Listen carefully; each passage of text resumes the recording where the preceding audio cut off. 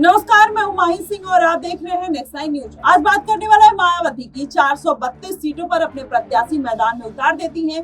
35 मुस्लिम उम्मीदवार को मैदान में उतारती हैं। यूपी, बिहार और दिल्ली तक मायावती पहुंच जाती हैं। 7 सीटों पर दिल्ली में भी अपने प्रत्याशी उतार देती हैं, लेकिन मायावती को किसी भी सीट पर जीत नहीं दर्ज होती है और उनको कहीं ना कहीं झटका लगता है। आपको बता दें, लेकिन अभी एक चौंकाने वाली खबर सामने आई है। मायावती की पार्टी के एक 24 साल से मायावती के सलाहकार रह चुके अशोक गौतम को उनकी सीट पर 100 वोट मिले हैं। आप बताइए, 100 वोट की वजह से कहीं ना कहीं अब उनकी जमानत जब्त होने की नौबत आ गई है। अब ऐसे में माना यही जा रहा है कि मायावती को अपनी पार्टी का वर्चस्व बचाना कहीं ना कहीं मुश्किल हो गया है। अब मायावती किस तरीके से अपनी पार्टी को बचाते हुए नजर आएंगी। 432 सीटें और एक भी उम्मीदवार की जीत नहीं दर्ज हुई। इसके बाद अब कहीं ना कहीं अखिलेश यादव का वो बयान याद आता है, जिसमें अखिलेश यादव खुलकर ये बात कहते हुए नजर आते हैं कि मायावती को इस बार के चुनाव में एक भी सीटें नहीं मिलेंगी। और अखिलेश यादव को मायावती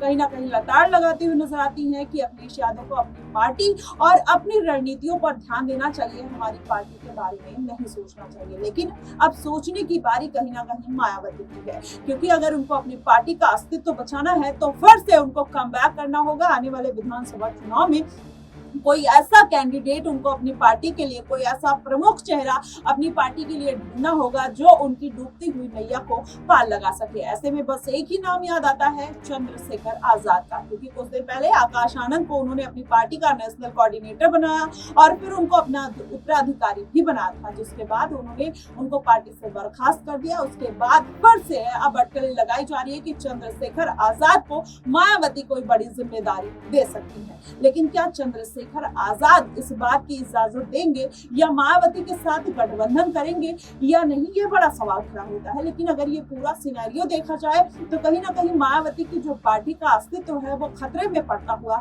दिखाई दे रहा है। और ऐसे में उनके करीबियों का इस तरीके से जमानत जब्त होना कहीं ना कहीं उनके लिए एक गले की फांस बन गया है। आपको बता दें, कुछ दिन पहले मायावती को लेकर एक कंट्रोवर्सी सामने आई। मायावती ने अपनी हार का जो ठीकरा है कहीं ना कहीं मुस्लिम कैंडिडेट पर ठोक दिया। उन्होंने बोला कि इस बार मुसलमानों को इतना टिकट दिया था, लेकिन कहीं ना कहीं वो जीत दर्ज नहीं कर पाए। जिसके बाद उन्होंने कहा कि मुस्लिम प्रत्याशियों को आने वाले समय में मैं एक बार भी टिकट नहीं दूंगी। उसके बाद वसीम वकार का गुस्सा फूटता है और वो एक वीडियो जारी करते हैं और वो कहते हैं कि मायावती ने टिकट दिया नहीं था, उन्होंने टिकट बेचे थे। जिसके बाद अब आज के बाद कोई आने वाले भविष्य में मायावती की पार्टी से ना कोई टिकट लेगा ना कोई टिकट खरीदेगा। पहले आप उनकी ये वीडियो सुनिए जरा, क्या कुछ कहते हुए और किस तरीके से उनका गुस्सा फूटता हुआ नजर आता है। देखें ये वीडियो।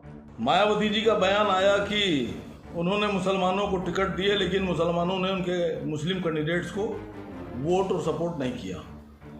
बहन जी, आपसे गुजारिश है कि आप ये बात मत बोलें। आपने मुसलमानों को टिकट नहीं दिया, मुसलमानों को टिकट बेचा, मुसलमानों ने आपसे टिकट खरीदा।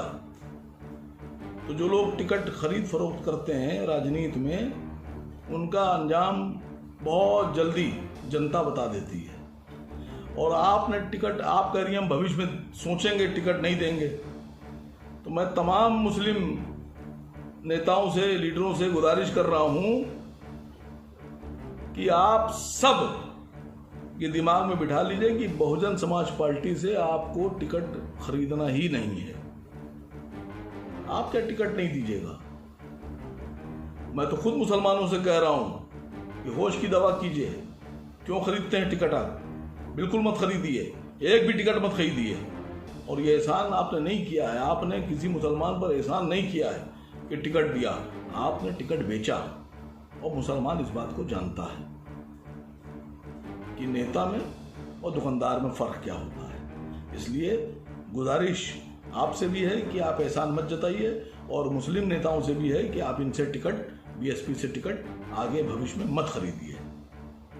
ने किस तरीके से वसीम वकार का गुस्सा फूटता हुआ नजर आता है मायावती के ऊपर। अब ऐसे में मायावती कहीं ना कहीं चारों तरफ से फंसती हुई नजर आ रही है। उन्होंने इस बार अकेले चुनाव लड़ने का फैसला तो कर लिया था, लेकिन कहीं ना कहीं भारतीय जनता पार्टी और इंडिया गठबंधन का वोट काटने का उन्होंने काम किया और एक भी सीट पर जीत नहीं दर्ज कर पाई। अब उनके पास बस एकमात्र विकल्प बनता है चंद्रशेखर आजाद का। अब ऐसे में चंद्रशेखर आजाद के आने वाले दिनों में मायावती के साथ गठबंधन करेंगे या नहीं, ये देखना बेहद दिलचस्प होगा। फिलहाल आपको क्या कुछ लगता है, आप हमें कमेंट बॉक्स में जरूर बताइएगा। फिलहाल के लिए बस इतना ही। देश और दुनिया की तमाम खबरों के लिए हमारे साथ बने रहिए नेक्स्ट 9 न्यूज पर।